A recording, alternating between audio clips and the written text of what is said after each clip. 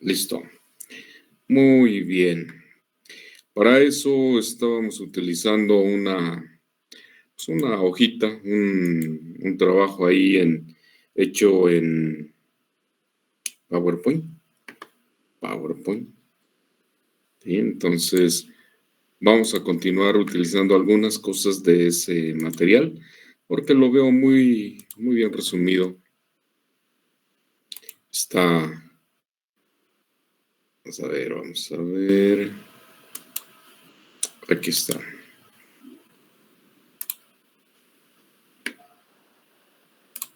Listo. Compartimos esto. Ahí estamos. Teoría del control. Vamos a ver teoría del control. Aunque forme parte de la teoría del control. Y habíamos llegado a nada más para recordar, el sistema físico lo podemos representar con un modelo eléctrico y este modelo eléctrico y físico a su vez con un modelo matemático. Aquí está la ecuación que representa este sistema y a su vez pues tiene significado físico. Son de las cosas que el ser humano puede hacer, trabajar con conceptos abstractos, y esto tiene significado. Cuando llega uno a un convenio, estos símbolos tienen significado y sabemos qué representan sin que lo veamos. Claro, ya cuando lo construimos, sabemos que hay una relación entre esto y esto, pero este lenguaje es único del ser humano. Bien, aquí la verdad vienen cuestiones de matemáticas. No es otra cosa que un modelo matemático puede estar dado por una ecuación de tipo diferencial, y por ejemplo aquí está una derivada o un polinomio de grado n o n en este caso. Aquí las derivadas o y's es la derivada de y con respecto a tiempo, ¿sí? Donde A y B son constantes. Bueno, esto a su vez se puede representar con las transformadas de Laplace. Bien, es mucha ecuación, pero realmente no nos debe apantallar. Reordenando no es otra cosa que poner nuestro polinomio de acuerdo a la potencia en forma decreciente y listo. Tanto del lado de la entrada como la salida, en fin, se va a tener una función de transferencia representada por un polinomio. Justo esto que tenemos aquí, es lo que habían obtenido con esta ecuación. O sea, una relación entre la respuesta y la excitación se representa por medio de un polinomio o una ecuación. No necesariamente polinomio, total. Dependerá si tenemos un circuito donde solamente está la R, pues el voltaje, la corriente va a ser igual a ¿qué? Voltaje por resistencia, ¿no? Entonces, de este lado vamos a tener solamente, voltaje entre resistencia. Entonces vamos a tener 1 en R, nuestro polinomio o ecuación, por eso digo no necesariamente un polinomio, será I entre S, I es entre B, igual a 1 en R. Y ahí acaba nuestra ecuación. ¿Sí? Entonces no necesariamente un polinomio, pudiera ser una ecuación. Aquí se hablaba del diagrama de bloques porque se acostumbra mucho en estos ambientes trabajar con un bloque. Por ejemplo, este bloque de aquí puede ser de tipo eléctrico que nos entrega una variable y esa variable eléctrica nos va con los componentes a generar una variable mecánica. Entonces podemos trabajar de forma independiente los bloques y luego integrarlos. Dice el álgebra de bloques que bloques en serie o en cascada se multiplican. Bloques que están con punto común y entran a un sumador se pueden sumar. Entonces, esto lo van a ver con más detalle. No vamos a profundizar mucho porque no es el objetivo. Sin embargo, sí vamos a ver los fundamentales. Aquí está, dice la porción recuadrada, o sea, lo que tienen aquí remarcada, se puede reemplazar por un solo bloque que se llame de esta forma. Sea cuestión de hacer la operación y verificar que efectivamente esto es posible. Al final, pues tienen una reducción. El objetivo del álgebra de bloques es que si tenemos un diagrama más o menos complejo, podamos llevarlo a un diagrama más sencillo. O sea, hay una simplificación de ese diagrama, pero sin que se pierda toda la propiedad. En el caso de la electrónica analógica, se utiliza siempre este elemento de aquí, que me parece que todavía no llevan los amplificadores operacionales. Se llaman así porque pueden realizar operaciones, digamos, matemáticas, pero con variables eléctricas.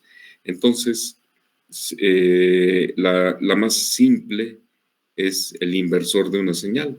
Es como si estuviéramos con una compuerta NOT. Entonces entra la señal, se invierte, o sumadora de señales, entran 2 volts y 3 aquí, van a salir 5. Entonces, con estos componentes, de acuerdo a cómo conectemos los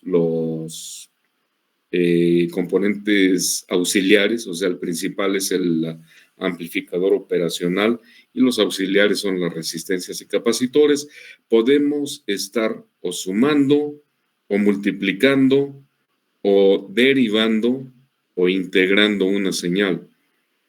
Entonces, estos son muy útiles en el control analógico. Aquí, bueno, hay un filtro, esta es la representación de un filtro, no nos vamos a meter.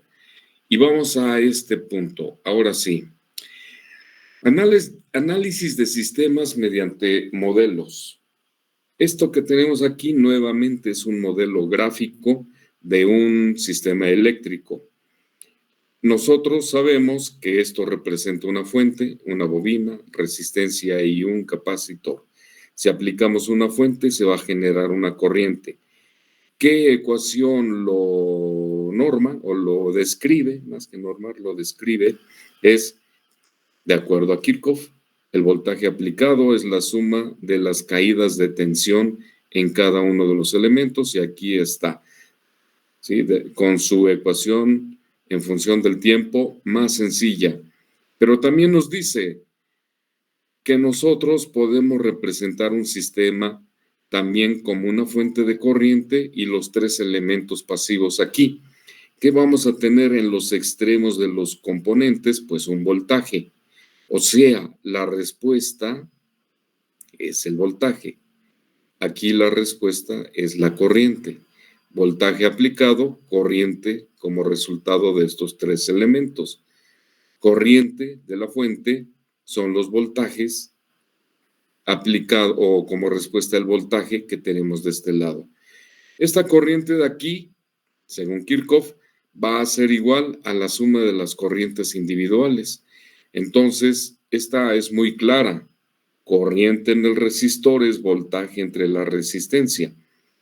Corriente en el capacitor es igual a la derivada del voltaje con respecto al tiempo por la capacitancia. Y la corriente que circula en la bobina va a ser igual a la integral de ese voltaje por la inversa de la inductancia. Vean, aquí lo importante es que tenemos esta ecuación y en este otro circuito esta otra ecuación. Son muy parecidas, por eso se dice que son modelos análogos. Aquí tenemos una excitación, aquí tenemos una derivada. No importa contra qué se multiplique, es una constante. La L no es variable, o sea, ni la capacitancia. Aquí tenemos un componente lineal, aquí también. Aquí tenemos una integral, no importa que se multiplique con un elemento constante. Aquí también es constante. Aparecen estos tres elementos. Eso es lo importante a la hora de hacer estos análisis que dice aquí de los sistemas mediante modelos. ¿Qué sucede en un sistema mecánico? El sistema mecánico, primero aquí se está revisando por separado. Aquí en la parte eléctrica se revisó integrando los tres, o sea, sumando los tres. Pero si partimos de esta ecuación, quiere decir que si mi circuito nada más tiene una bobina, este sería el resultado. La UDT es igual a esto. Si nada más tiene una resistencia, la UDT sería R por IDT. Y si es un solo capacitor, bueno, pues aplicando el voltaje, así se va a comportar, 1C por la integral. ¿Esto por qué? Porque en el sistema mecánico, vean, lo están analizando de forma individual. Y dicen, en el sistema mecánico de traslación, o sea, en movimiento lineal, nosotros tenemos tres elementos, igualito que en el eléctrico. Si aplicamos una fuerza a una masa, ¿qué nos dice Newton? Que la fuerza aplicada es igual a la masa por la aceleración. Y resulta que la aceleración es la derivada de la velocidad con respecto al tiempo. Si nosotros aplicamos una fuerza, esta masa se va a mover a una velocidad, ¿sí? Entonces, esta fuerza que estamos aplicando va a ser igual a la masa por la derivada de esa velocidad con respecto al tiempo. Si nosotros tomamos esto como un elemento individual, que así está, y comparamos con este, vemos que se parece a este componente, ¿sí? Una bobina por una derivada de una variable, una masa por una derivada de una variable. Entonces vemos que esta ecuación es muy parecida, por lo tanto podemos decir que es análoga a esta, que también es análoga a esta si nosotros trabajamos con nodos. Bien, otro elemento que forma parte de los sistemas mecánicos es el resorte. Aquí lo representaron de esta manera.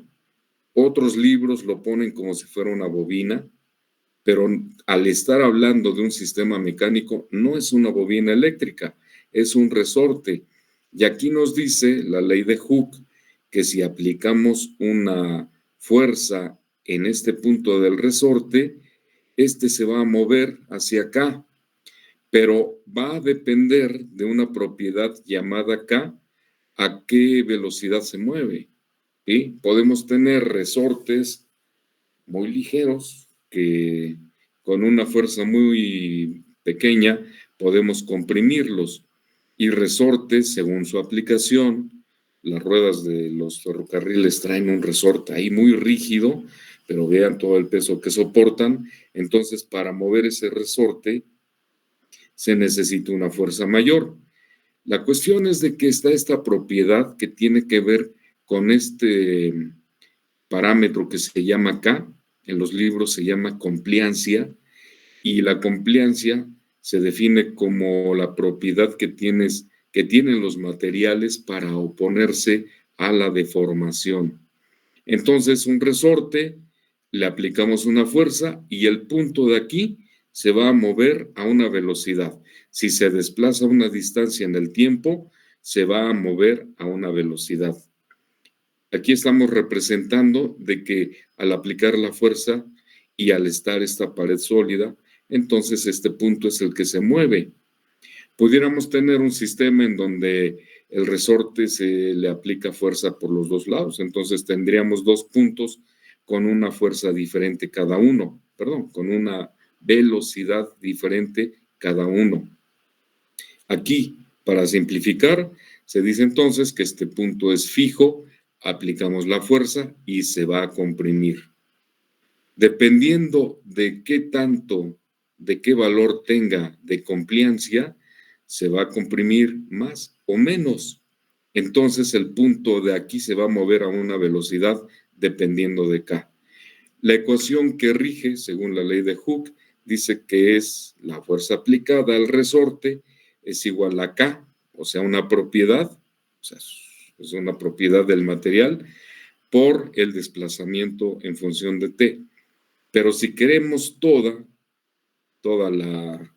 la fuerza que se está aplicando aquí, integramos y entonces tenemos que esta fuerza aplicada es igual a esta constante por la integral de la velocidad.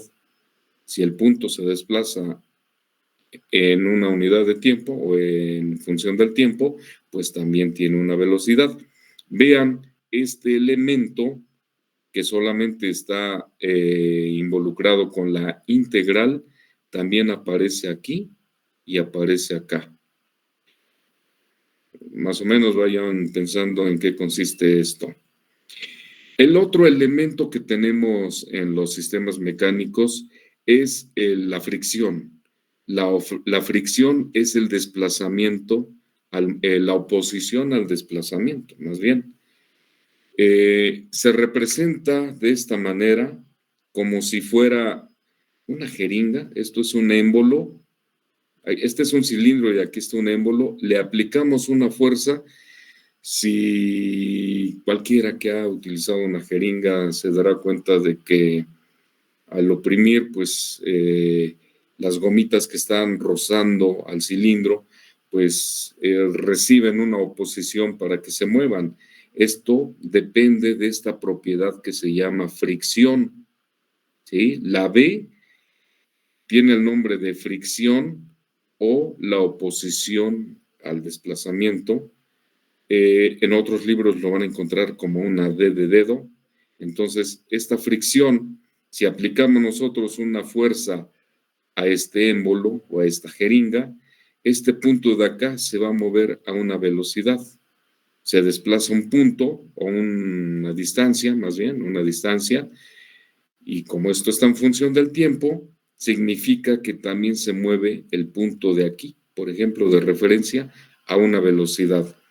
Según la ley del rozamiento, nos dice que la fuerza aplicada es igual al valor de la fricción por la velocidad. Valor de la fricción por la velocidad, así en forma lineal. Entonces, este componente fricción tiene un parecido con la resistencia eléctrica.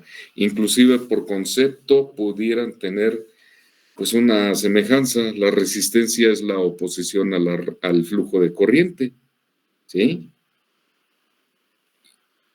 Resistencia, oposición al flujo de corriente. Dependiendo del valor, vamos a generar más o menos corriente según el valor que tenga la resistencia.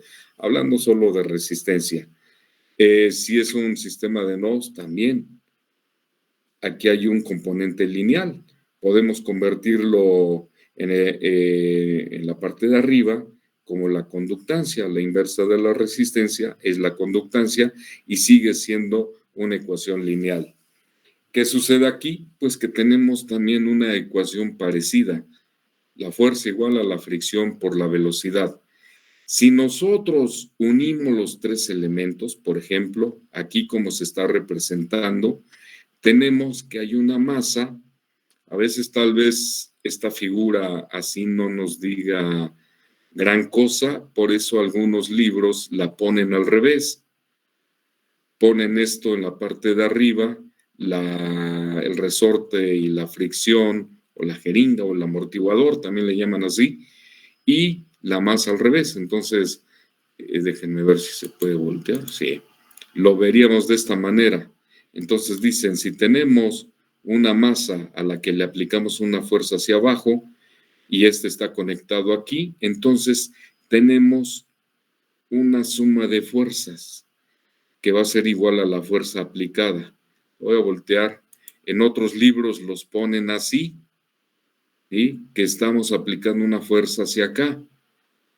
Pero aquí lo dibujaron de esta forma, entonces se lo pueden encontrar de las tres. La mayoría de los libros lo ponen de la forma como ya les dije, o sea, así. Y no solamente ponen una masa, luego pueden poner un resorte aquí y otra masa y un sistema mecánico más elaborado. La cuestión es que está aquí y no se altera lo que nosotros vamos a analizar. Si aplicamos una fuerza aquí a esta masa y que tiene conectados estos elementos, el que se va a mover es este punto y claro, al formar parte este punto de toda la masa no se deforma. Sí, el resorte y la posición del amortiguador o fricción o jeringa. Los libros le dicen también amortiguador. Por lo mismo, por este rozamiento, se opone al movimiento. Entonces, debido a que la masa no se deforma y podemos poner este punto aquí o acá, se va a mover a la misma velocidad. A este punto le llaman también punto rígido, más bien a este elemento le llaman punto rígido. Entonces, si estamos aplicando una fuerza a un sistema con estos tres elementos, hay una ley mecánica que se llama la ley de Lambert, muy parecida o similar a la ley de Kirchhoff, en donde dice la fuerza aplicada va a ser igual a la fuerza en cada uno de los elementos, o la suma de las fuerzas aplicadas más la de los componentes es igual a cero, o sea, también igualito que en Kirchhoff, ¿sí? O sea, si nosotros nos regresamos acá arriba, el voltaje aplicado es igual a la suma de los voltajes, o la suma de todos los voltajes en la malla, pues es cero. Igual aquí, la suma de todas las fuerzas que están involucradas es cero. Es la fuerza aplicada, la de la masa, resorte y fricción. Y vean qué ecuación se forma. La fuerza total es igual a la masa por la derivada de la velocidad, más la fricción por la velocidad y la compliancia, también oposición a la deformación, por la integral de la velocidad. Resulta ser que esta ecuación, y ahora déjenme ver si se puede reducir un poquito, ¿sí? Y resulta ser que si nosotros le cambiamos el símbolo y en lugar de utilizar una fuerza, bueno, usamos la fuerza, lo pintamos como si fuera eléctrico, vamos a tener este equivalente. Si en lugar de pintar la masa, debido a que está asociado a la derivada, porque aquí lo tenemos, ¿sí? La inductancia está con la derivada, entonces pintamos una inductancia, pero que tiene valor de m, o sea, el valor de la masa. Aquí tenemos una fricción, pues le llamamos B, y aquí tenemos una integral con una compliancia, pues le llamamos la inversa de K. Este para nosotros ya tiene una cara conocida y significa que nosotros lo podemos analizar. ¿Qué es lo que hemos hecho? Nada más el cambio de variables en un sistema eléctrico. ¿Esto por qué? Porque estamos viendo que se parece mucho. Ah, tengo una derivada de algo y además es la misma variable. Si tengo una L, pues acá pintamos el que tenga asociado la derivada. Pues una M.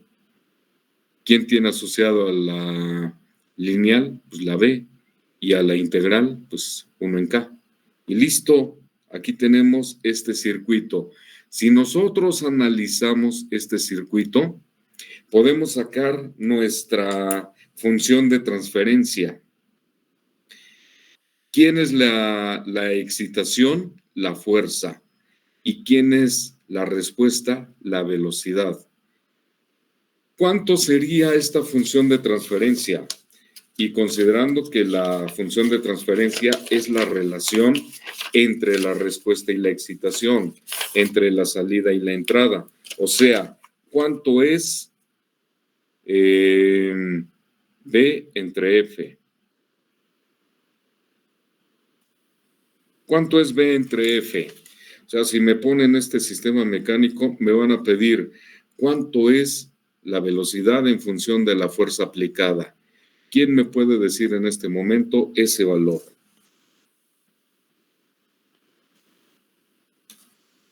Está muy fácil. A la una, a las dos. Pues es bien fácil. Nosotros ponemos esta ecuación, la transformamos a Laplace, despejamos B entre F y listo. ¿Ya vieron? Sencillísimo. Pero acá recuerden que en una ficha anterior, muy anterior, teníamos ese sistema y resulta que aquí está. ¿Sí? ¿Quién es la respuesta? La corriente. ¿Quién es la excitación? El voltaje. Para un circuito de este tipo. Entonces, ¿cuál es la función de transferencia? Aquí la tenemos. S por C, pero ahora el equivalente de C es K. Y abajo, S cuadrada por L, pero L es M y C es K. Más S por C, que acá se llama K y la R se llama B. ¿Sí? Más 1. Y listo. O sea, si tienen un parecido, entonces la función de transferencia va a ser esta. Si nosotros la hacemos a mano, pues es muy fácil obtenerla, porque podemos nosotros pintar partiendo de esta ecuación, pues la pasamos a Laplace, despejamos y listo. Entonces, vean que esa es la ventaja de que nosotros, un sistema mecánico, se convierta en su análogo eléctrico. No quiere decir que sean iguales, o sea, tienen un comportamiento similar. Debido a esto, está esta tabla de equivalencia. Si usamos un circuito de mallas, nos dicen que la fuerza es análoga al voltaje. La velocidad es análoga a la corriente. La masa a la inductancia, la fricción a la resistencia y la compliancia a la inversa del capacitor. ¿De acuerdo? Pero si queremos representarlo como un circuito de corrientes, la fuerza va a ser una fuente de corriente, la velocidad va a ser un voltaje, la masa ahora es un capacitor, la fricción la inversa de la resistencia y la compliancia la inversa de la inductancia. Entonces no importa cómo yo quiera analizar el circuito. Si me voy por acá, utilizaré estas variables. Si me voy por este lado, estas serán las variables a utilizar. Entonces, si el sistema es más elaborado, lo que se recomienda es obtener las ecuaciones, primero, estas ecuaciones. Y con base en estas ecuaciones, vamos a construir entonces el circuito eléctrico. Este es muy sencillo porque nada más tiene una malla, pero pudiéramos tener un arreglo en donde resulten dos mallas. Entonces podríamos, si son dos mallas, quiere decir que hay dos velocidades. Y podríamos nosotros obtener cómo se comporta la velocidad 2 en función de la fuerza aplicada. Ese es el beneficio que nos dan estos modelos o analogías. Esto lo van a ver con mucho detalle en sexto. Sin embargo, les digo, tenemos que revisarlo aquí porque tenemos que aplicarlo para obtener nuestro modelo matemático del motor. ¿Ok? No es complicado. Hay un elemento en los sistemas, aquí le llamaron, acuérdense que le llamaron de mecánico de traslación, o sea, que se mueven en forma lineal. Aparece un componente que es muy poco revisado, pero existe, y es el balancín. El balancín, si aplicamos una fuerza aquí, dependiendo de la distancia que tenga con respecto a este punto, va a tener una fuerza de este lado. Y la analogía eléctrica es similar a la de un transformador. Entonces, Rara vez vamos a encontrar un modelo donde se aplica aquí, pero sí podemos encontrarle un equivalente.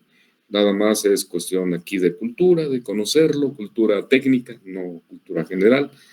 Existe el equivalente. Vamos a ver uno de los que nos interesa.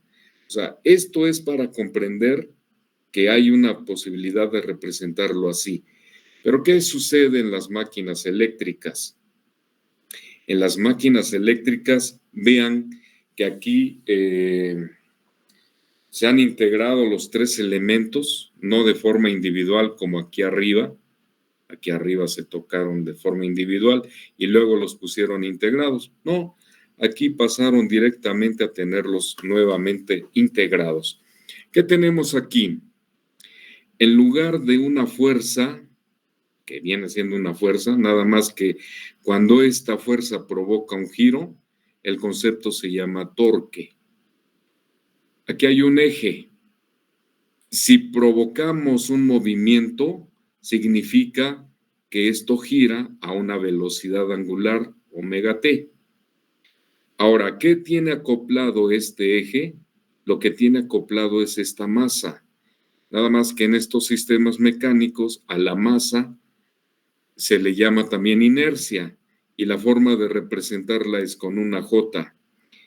También el eje, dependiendo del material, tiene una propiedad similar a la del resorte, que también tiene que ver con la deformación. Ustedes supongan que tienen este eje, vamos a ver, este eje es una pluma, y si aplicamos una fuerza aquí en el extremo, si esto es muy flexible, el extremo en donde estemos aplicando la fuerza va a girar y va a tardar un poco la parte del otro extremo. O sea, aplicamos siempre y cuando este material sea muy flexible, sí lo podríamos notar. ¿Sí? Hay unas gomas que así están, ¿no? Movemos y esto tarda en también moverse.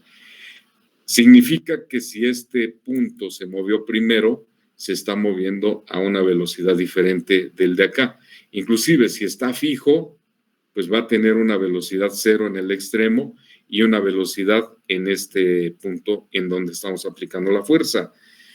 La propiedad existe, pero realmente en la práctica construir un mecanismo mecánico en donde tengamos un material muy flexible no es muy común. Entonces, prácticamente en los sistemas rotacionales, porque así se llama, sistema mecánico de rotación, es despreciable esta propiedad. Nosotros la vamos a considerar sabiendo lo que significa.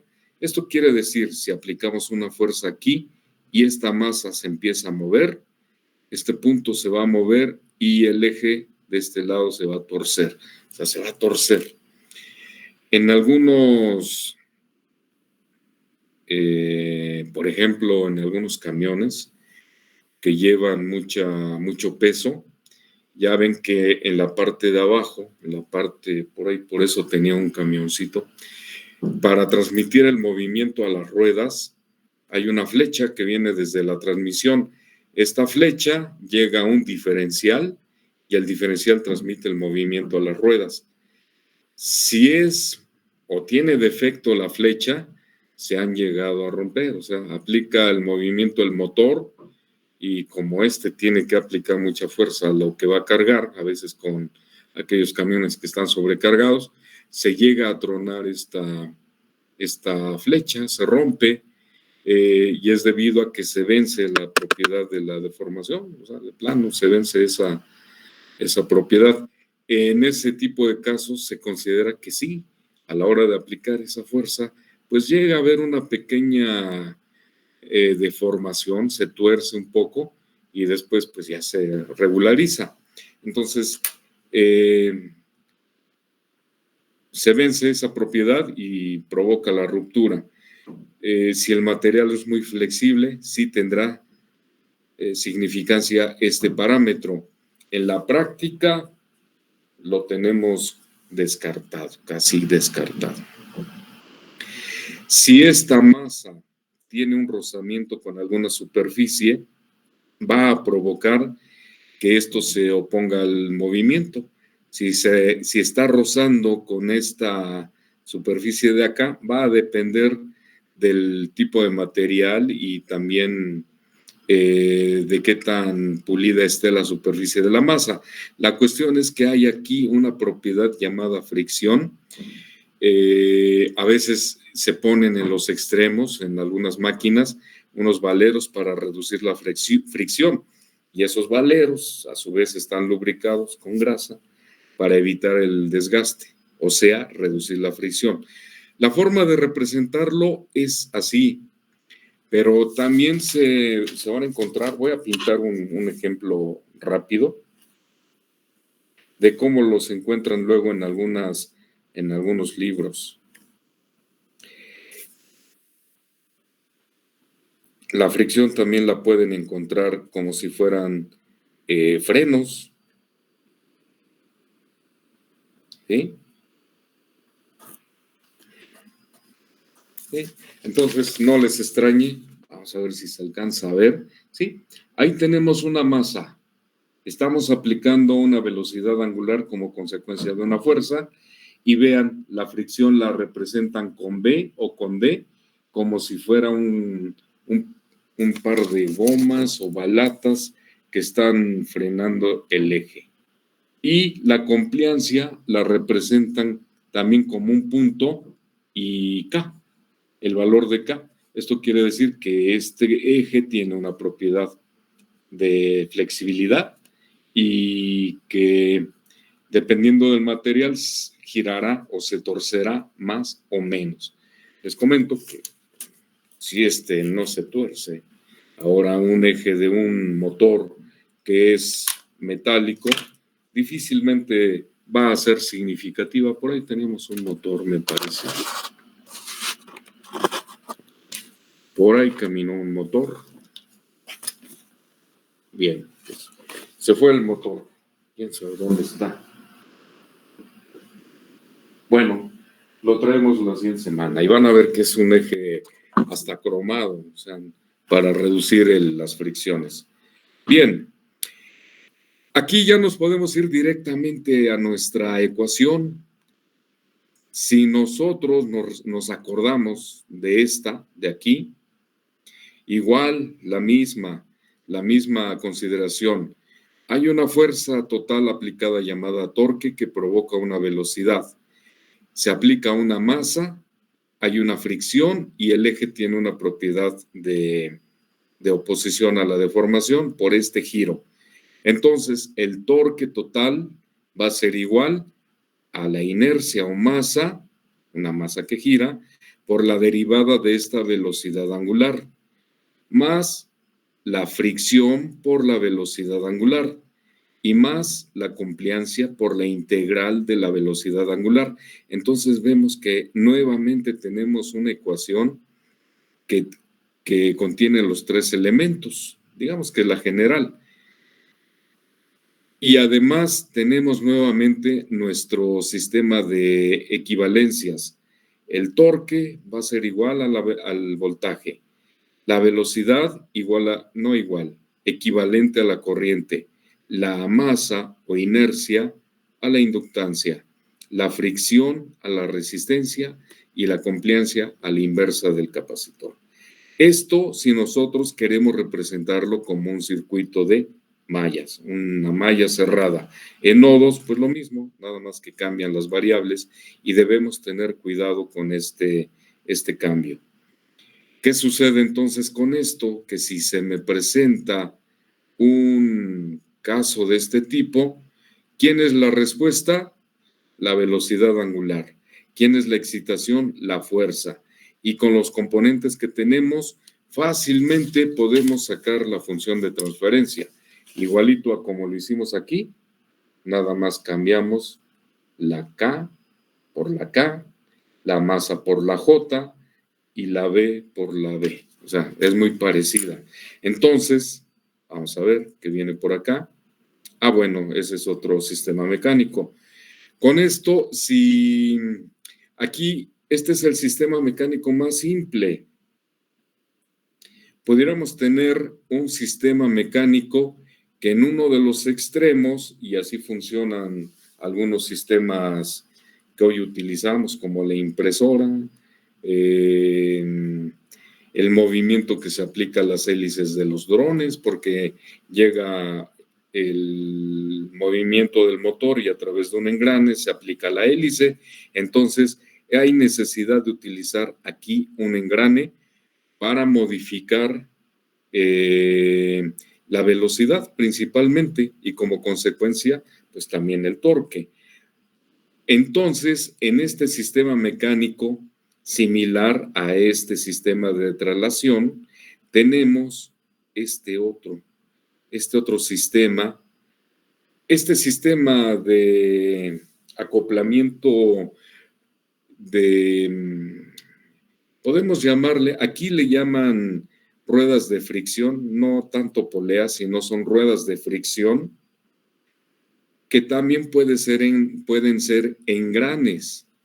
Entonces, un engrane es una rueda dentada, se aplica una fuerza aquí y el otro va a girar en sentido contrario y todo va a depender de la fuerza con la que estemos aplicándolo. Podemos encontrar ambos sistemas, ruedas de fricción y este sistemita de aquí. ¿En dónde se utilizan las ruedas de fricción? Por ejemplo, en una impresora podemos tener en el extremo del rodillo una rueda dentada, y de hecho es así.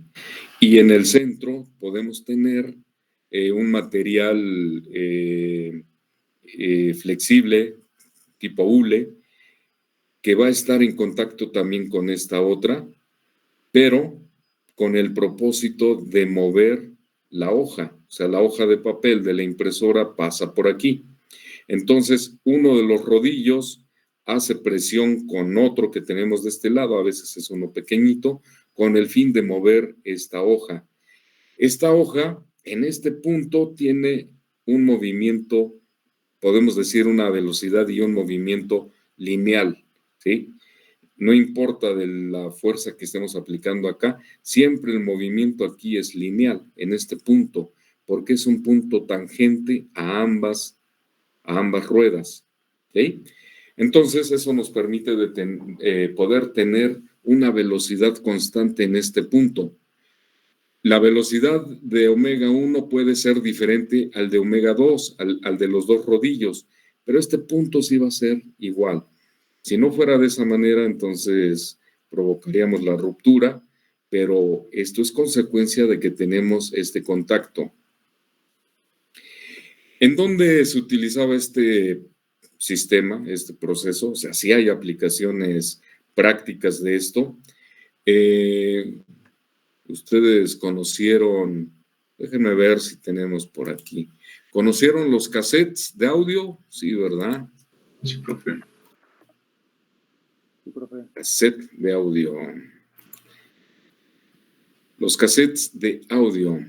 Miren, aquí tenemos una imagen, nada más para que veamos. Es una de las aplicaciones sencillas y nada más vamos a explicar en qué consiste.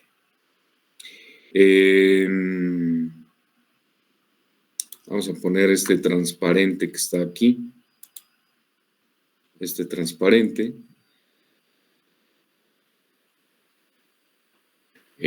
Bueno, rápidamente nada más para... Y vamos a ver el mecanismo que lo movía. Oh, es acá. Toda su pantalla. Aquí compartimos. Y vean, el famoso cassette no es otra cosa que un embobinado de una cinta, ¿sí? Esta cinta pues pasa por aquí arriba y viene para acá. Si nosotros vemos este cassette, por ejemplo, aquí se ve más claro, aquí tenemos un huequito, un hueco que se utilizaba pues para centrar el cassette, pero también vamos a ver si hay aquí un reproductor, porque ese es el interesante, un reproductor de cassette. Vamos a ponerlo así, reproductor de cassette. Reproductor. de cassette. Vamos a ver uno antiguo. Por aquí a ver si podemos ver alguno. Lo interesante es ese mecanismo, no se ve aquí, ese mecanismo que se tenía para mover esto. Vamos a poner reparación, porque aquí sí lo... Ah, bueno, creo que aquí está.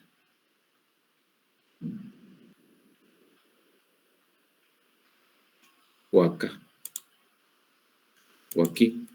Reparación. Tengo uno por ahí que está en el taller. Vean, aquí está uno. Aquí vamos a ver si lo podemos amplificar. Ah, es un video.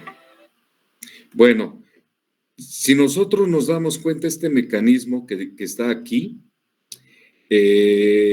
tiene esta ruedita de hule y aquí abajo entra un eje inclusive muy cromado, de tal manera que cuando se aplica el play, se presiona esta rueda que es, podemos decir, una rueda loca, y presiona la cinta contra ese eje que se está moviendo.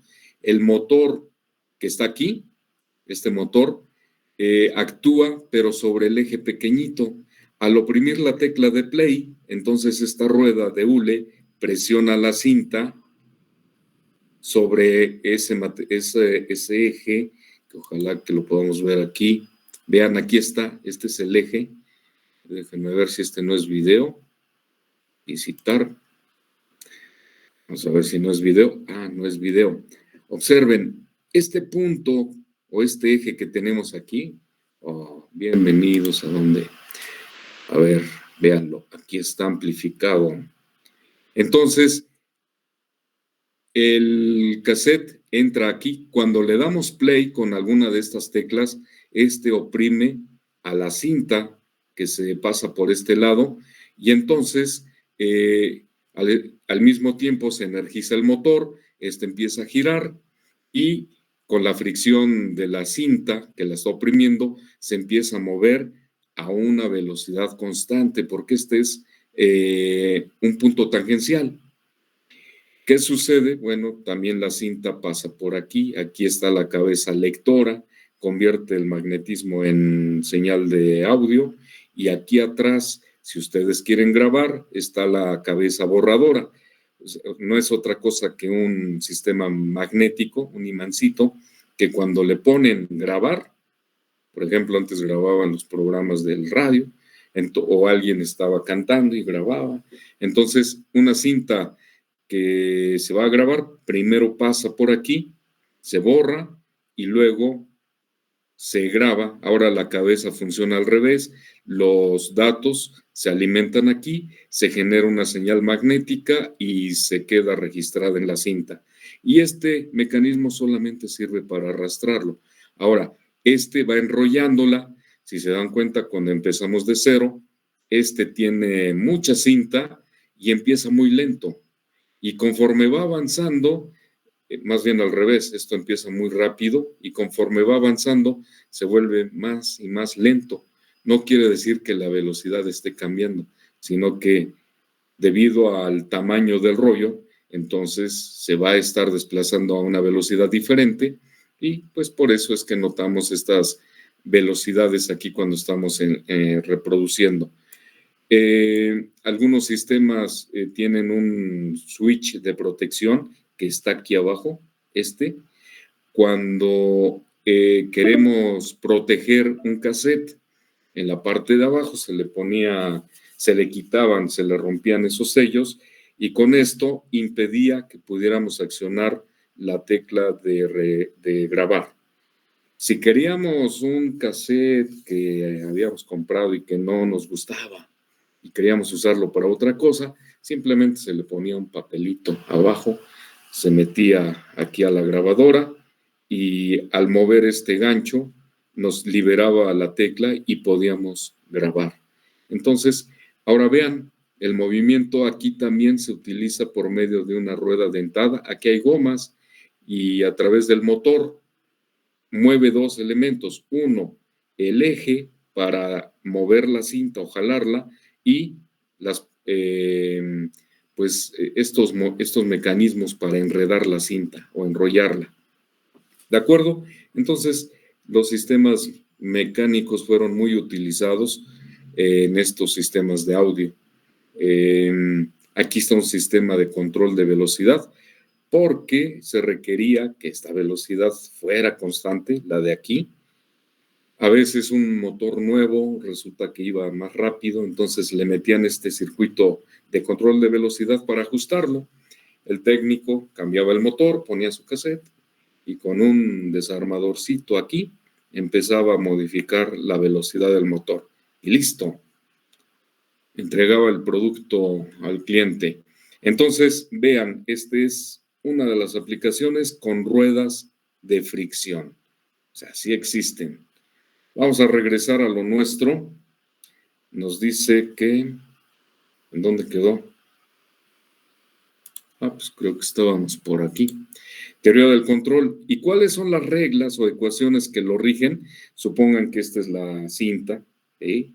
Este es el mecanismo mecánico, el que lleva, el eje mecánico que lleva conexión con el motor, y este pues es una rueda loca, no tiene más función que hacer que la cinta se quede presionada y se mueva.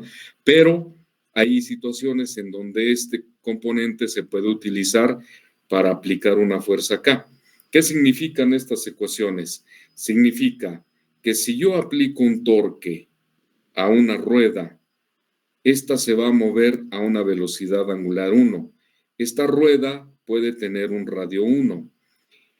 El que estén en contacto provocará que esta rueda se mueva a su vez a una velocidad 2, omega 2, y vamos a generar un torque 2. Las ecuaciones que rigen esto, aquí están. La relación de velocidades va a ser igual a la inversa de la relación de radios.